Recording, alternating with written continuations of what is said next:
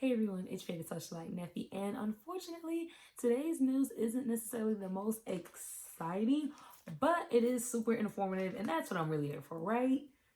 Right. Okay, cool. So let's go ahead and get started. So, first, we absolutely cannot let, another episode pass by without talking about what's all happening in Nigeria. I know a lot of us have definitely seen the hashtag floating around, hashtag end SARS, SARS. And so to start, I myself kind of knew that there was something not right happening in Nigeria, but I didn't even know what exactly. So of course I educated myself and I found out. So for those that don't even know, SARS is an acronym and it stands for Special Anti-Robbery Squad, right? So now how could, what is supposed to be a group of people that's supposed to help citizens no longer have issued with armed robbers in their neighborhoods, in their communities, be something that they want to end? Well, instead of protecting their citizens, because at this point, they can sort of be considered a police force, instead of protecting their citizens, similar to here in America, they've been doing the exact opposite: harassment, threatening, murdering, torturing, and worst of all, raping innocent citizens for absolutely no reason.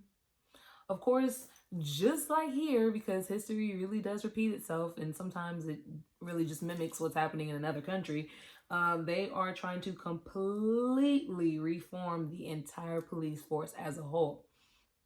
I'm very hopeful that they're able to do so. There is other struggling African countries that I will cover later on throughout the week and as more things develop. We are praying for Nigeria. We definitely call a major end to SARS. That's not even a question. And I'm just hopeful that whatever we can do as some bit of a stronger country on this side in the US, even though we are facing the same issues, that we are able to help in any way, shape, or form. I know a lot of us are definitely ready to lend our services as needed be.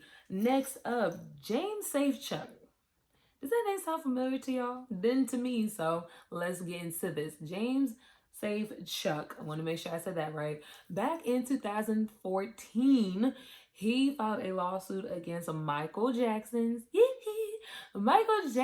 companies, MJJ Productions and MJJ Ventures. So, Ventures Incorporated. Now, I'm sure you can kind of guess what happens next.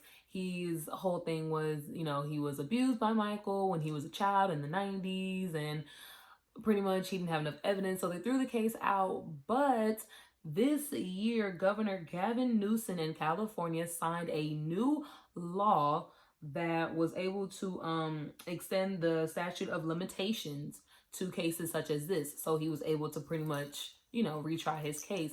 Now, his reasoning was very interesting. He pretty much tried to say that the people under Michael were the reason for all of this chaos, and the judge and other people involved and other lawyers were like, well, how's that possible when MJ was top dog? You know what I'm saying? So pretty much, once again, I think you can understand the rest. He didn't have a good enough story. So again, the case was thrown out, once again, dismissed, done, etc. I really do feel bad though, because in the event this is true, then even Michael Jackson's corpse is really getting away with this whole thing. I mean, he got away with it then and is getting away with it now. But if it's all a lie, then you just need to let it go. You just need to let it go, my love. Just let it go. A new mugshot was recently released of Bill Cosby. For those that may remember, Bill Cosby is currently doing time in Pennsylvania, specifically in the Correctional Institution in Collegeville, Pennsylvania. Can I be honest? Let me throw my little, unnecessary 2 cents in, but it's my show, so I can do it anyway. His publicist released this statement after they released the picture. For those who were wondering, it wasn't the press who leaked this picture. His team, his publicist, released the picture and quoted, "We are posting this to reassure his family and supporters that he is doing okay during this pandemic," end quote. Is this attention seeking or not? Because I feel like in my mind, in a happy place, I just dropped my pen. In a happy place, I feel as though Bill may kind of be at peace now.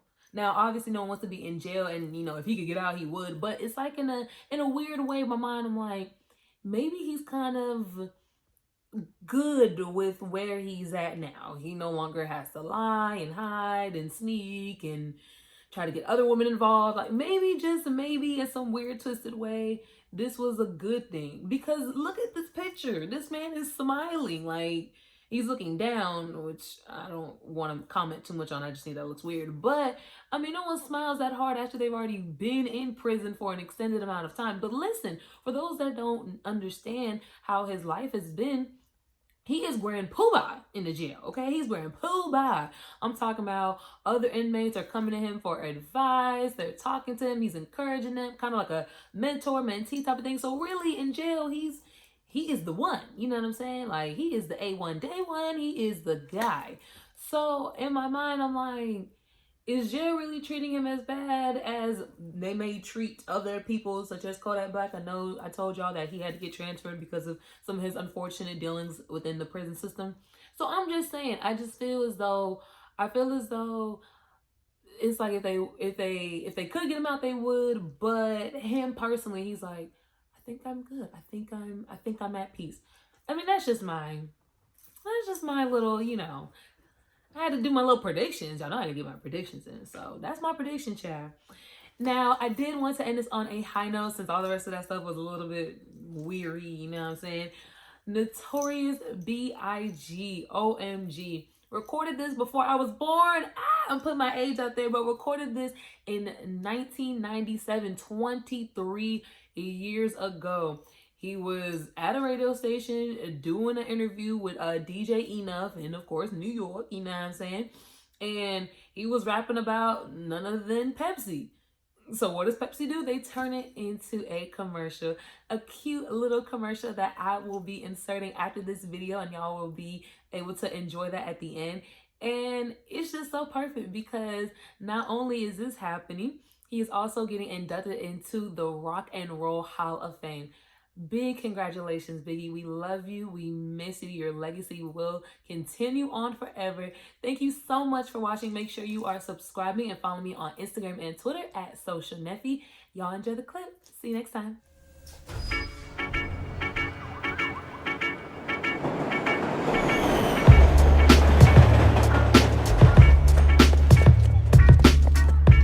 Yo, this is DJ Enough. Y'all listen up. We're taking it back right now to 1997, baby. Me and the notorious B.I.G. freestyling in the studio. Let's go. Quick slam, tin can, whatever. Whether too cold or too hot, you got to keep Pepsi in the freezer. I keep a 3 liter for my crew. My girl like them diet drinks too. Other sodas taste the worst. I don't even converse if you can't quench my thirst. What you in my fridge for? What you wanna live for? Life with the dry mouth, hot like the stout. Flash out to 12 ounce and renounce. Nothing can beat the P-E-P-S-I. Yes, I drink it constantly. Stop it by the taste, tastes great. Let's fill it. Tell them Biggie said drink it all. Don't test me. Nothing else beats a Pepsi. If it is, let's see. I'm thirsty. We celebrate you, Big. The Rock and Roll Hall of Fame. Your legacy lives on in Brooklyn and beyond. Baby,